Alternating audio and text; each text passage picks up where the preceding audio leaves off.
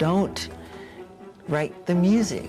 Let the music write itself. Did you know that Billie Jean from the Michael Jackson song was a real person? Her story is dark, twisted, and tragic, and nothing like you'd ever expect. You won't believe the true story of Billie Jean. It's impossible to have missed the 1983 Michael Jackson Thriller album, even if you weren't born when it was released. Next to the title track, Billie Jean was definitely one of the biggest songs on the album. It was a massive commercial success and reached the #1 spot on the US Billboard Hot 100 chart and topped the charts in several other countries. Now, there are a lot of reasons why the song was a sensational hit, but its lyrics trump the other reasons. The lyrics described an obsessed woman claiming Michael fathered her child. This began to raise suspicion from fans about whether the song was based on a true story because Michael wrote it himself. But the real story behind it was so big that it remained one of the biggest mysteries surrounding Michael even today. And it all began with a woman who referred to herself as Billie Jean Jackson, although her actual name was LaVon Paulus. She was amongst a group of obsessed fans that pursued Michael for decades. But LaVon was so persistent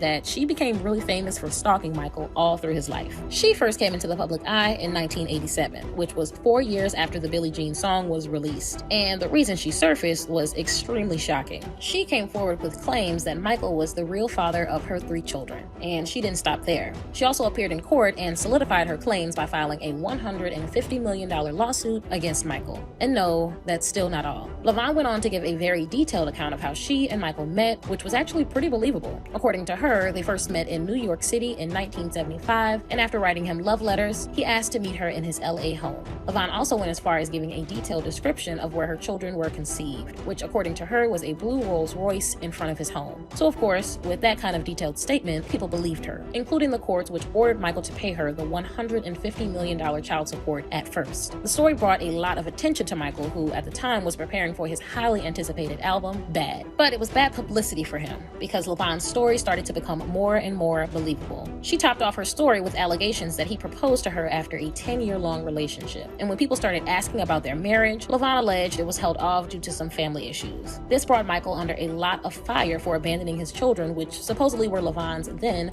5-year-old twins and an 11-year-old son. Michael was quiet at the start of all this, and LaVon was gathering more sympathy with her very believable stories. She even told the courts that she had initially opted for a quiet settlement because she believed that they would be getting married soon. But things took a different turn when Michael spoke up through his publicist at the time, Lee Salters, who dismissed the claims as ridiculous lies. It sparked a lot of reactions because a lot of people had believed LaVon's story. Eventually, a spokesperson for a state welfare agency revealed LaVon had previously named other celebrities as the father of her children, but Michael was the only one she filed a paternity lawsuit against. The agency also took custody of the children after it was discovered that LaVon left 2 of them alone at a religious center in Chicago, and at the time of the lawsuit, the children were living with relatives in New York City. This caused the courts to eventually annul the case, particularly when it was found that LaVon had no biological evidence to support her claims. Everything was quite chaotic, and many fans were torn in believing the supposed Billie Jean Jackson or Michael Jackson. Curiously, in the lyrics of Billie Jean, Michael cautioned Billie Jean that the lie becomes the truth. Sadly, the rumors were hurting Jackson's career, which had been thriving and growing rapidly at the time. But everything changed when the actual truth was revealed, and the truth was an unbelievably insane twist of events. It turned out that the lawsuit wasn't the first legal encounter Michael was having with the alleged Billie Jean Jackson. In fact, they had numerous encounters before that, which had been going on for about 4 years. LaVon was apparently experiencing delusions that led her to believe she was engaged to Michael Jackson and the mother of his children. And on numerous occasions, she has tried to prove them to the point of hurting Michael. She once presented herself as his fiancée to the boutique clerks at Ventura Boulevard and instructed them to bill him for the items she purchased. It was also revealed that LaVon had been stalking Michael, and she went after him so much that he had to get a restraining order to stop her from being within 100 yards of him. But that didn't dissuade her. Subsequently, LaVon got charged with trespassing and was sentenced to 36 months on probation. And again, in September of 1986, barely a year after the whole ordeal, she was sentenced to 52 days in jail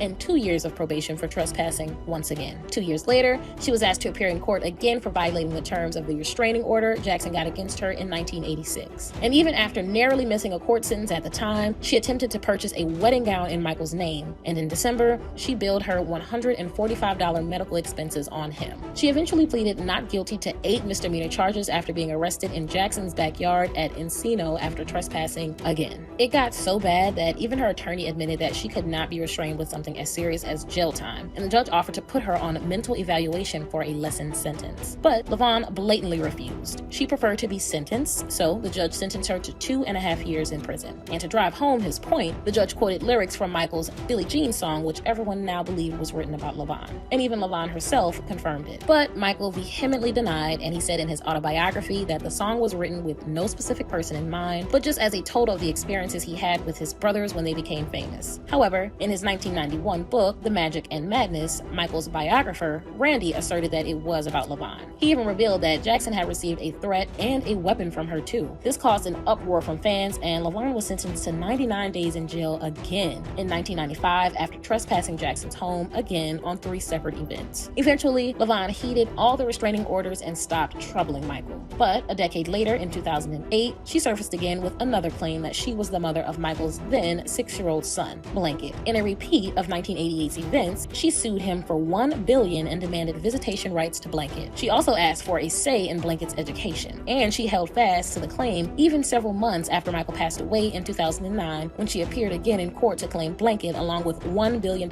in child support. In court, she held fast to her claims despite lacking DNA evidence to back them up. She referred back to her 1986 marriage with Michael, which she had previously admitted never happened. And in an attempt to save face, she twisted all the happenings over the years around and claimed that Michael's family and the police had allegedly been threatening and stalking her. But the court denied her petition and ruled it off because she had no biological evidence yet again. After the verdict, LaVon reportedly stood silently for a minute as it all dawned on her that no one believed her, even though Michael had passed away and couldn't defend himself. And that was how the 20-year-long ordeal all ended. Since then, nobody has heard about her and no one knows her current whereabouts. But the legendary stalker relationship between her and Michael remains the biggest celebrity stalker scandal of all time. To date, some people wonder if any of her claims were because Michael had some sort of relationship with her initially, or if it was all due to her mental health challenges. So I'd like to know your thoughts on this. I would particularly like to know if you believe Michael, that his song had nothing to do with LaVon's claims, or if you believe Michael's biographer. Let me know in the comments below.